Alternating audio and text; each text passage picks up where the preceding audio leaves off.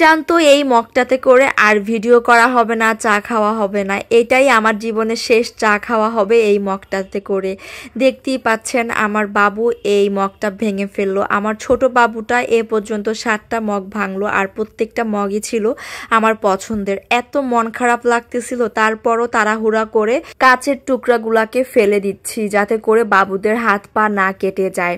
এই মগটা এত পছন্দের ছিল যে আমি 2টা মগ কালেক্ট করেছিলাম। যাই হোক, দুপুরবেলা আম্মুর রান্না বাড়ার ব্যস্ততা চলতেছে, রান্নাঘরে আসলাম। তো আমার বড় বাবু আবার নুডলস খেতে চাইলো, তো এখানে হচ্ছে আম্মু বাবুর জন্য নুডলস রান্না করতেছে। আমি নর্মালি একদম তেল মশলা ছাড়া বাবুদেরকে নুডলস রান্না করে খাওয়াই, তবে ওরা আমার থেকে আম্মুর হাতের নুডলসটা বেশি পছন্দ করে। যেহেতু আম্মু বড় মানুষের মতো করে ওদেরকে নুডলসটা রান্না করে মাঝে মধ্যে খাওয়ায়, আর আমি যেহেতু মশলা টশলা দেই না, যার কারণে আমার হাতেরটা ওরা পছন্দ করে না। আর বাবুদেরকে আম্মু আস্তে আস্তে ঝাল খাওয়ানোর অভ্যাস করতেছে, যার কারণে একদম বোম্বাই মরিচ দিয়ে আজকে নুডলস রান্না করে খাওয়ালো। এদিকে আম্মুর রান্না বাড়া চলতেছে, মাটির চুলায় গ্যাসের চুলায় দুই পাশেই রান্না বাড়া চলতেছে। আর বাবুদের জন্য নুডলস রান্না করা প্রায় শেষ হয়ে গিয়েছে।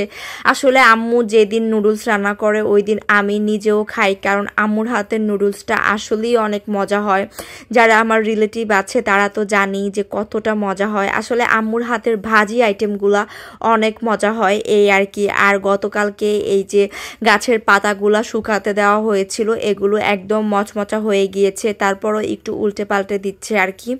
তো এই পাতাগুলা হচ্ছে বেসিক্যালি আজকে এগুলাকে একদম গিট্টু গিট্টু করে তারপর রেখে দেওয়া হবে বা বর্ষাকালের জন্য তুলে রাখা হবে। যেহেতু আমাদের গ্রামের বাড়িতে নারিকেল গাছের পাতাগুলোই আমরা জ্বালানি হিসাবে ব্যবহার করি, সেহেতু এই পাতাগুলো সারা বছরের জন্য আমরা সংরক্ষণ করে রাখি। বিকালবেলা পাতাগুলো অনেকটা শুকিয়ে গিয়েছে বা মচমচা হয়ে গিয়েছে, আর যেগুলো অর্ধেক শুকিয়ে গিয়েছিল বা মচমচা হয়ে গিয়েছিল সেগুলো হচ্ছে এভাবে দা দিয়ে কেটে কেটে তারপর ছাড়িয়ে নিচ্ছে। অনেকেই জানেন যে এই নারিকেল পাতাগুলো দিয়ে কিন্তু আবার ঝাড়ু বানানো হয়। গ্রাম অঞ্চলে বাড়ি ঝাড় দেওয়ার জন্য বা ঘর পরিষ্কার করার জন্য এই নারিকেল গাছের শলার ঝাড়ু ব্যবহার করা হয়। আর বাড়ি ঘর বা মাটির ঘর ঝাড় দেওয়ার জন্য নারিকেলের শলার ঝাড়ু কিন্তু অনেক ভালো। নর্মালি আমরা যে সকল ফুল ঝাড়ু ব্যবহার করি তার থেকে কিন্তু এই নারিকেলের শলার ঝাড়ুগুলো দিয়ে ময়লা অনেক সুন্দরভাবে পরিষ্কার করা হয়। দেখতেই পাচ্ছেন পাতাগুলোকে কিভাবে ছাড়িয়ে নিয়ে তারপর গিট্টু গিট্টু করে রেখে দেওয়া হবে। গ্রামের প্রত্যেকটা বাড়িতে কিন্তু এভাবে নারিকেল পাতা সংরক্ষণ করা হয়, তাছাড়া সুপারি পাতাও সংরক্ষণ করা হয়। সুপারি পাতার থেকে নারিকেল পাতাটা কিন্তু জ্বালানি হিসাবে অনেক ভালো জ্বলে। আর এভাবে সুন্দর করে গিট্টু দিয়ে তারপর হচ্ছে পাতাগুলোকে একদম লাকড়ির যে ঘর থাকে সেখানে রেখে দেওয়া হবে। গ্রাম অঞ্চলে ম্যাক্সিমাম বাড়িগুলোতে কিন্তু লাকড়ি পাতা রাখার জন্য ছোট করে একটা ঘর থাকে। এখানে বিকালবেলা আব্বু পুরি আর সমুচা পাঠালো। আমি যত চেষ্টা করি বাচ্চাদেরকে বাহিরের জিনিস না খাইয়ে রাখার, আর আমার আব্বু তত চেষ্টা করে ওদেরকে বাহিরের জিনিস খাওয়ানোর। আমি আব্বুকে যত মানা করি এই ধরনের খাবারগুলো যাতে বাসায় না পাঠায়, উনি তত বেশি করেই পাঠাচ্ছে।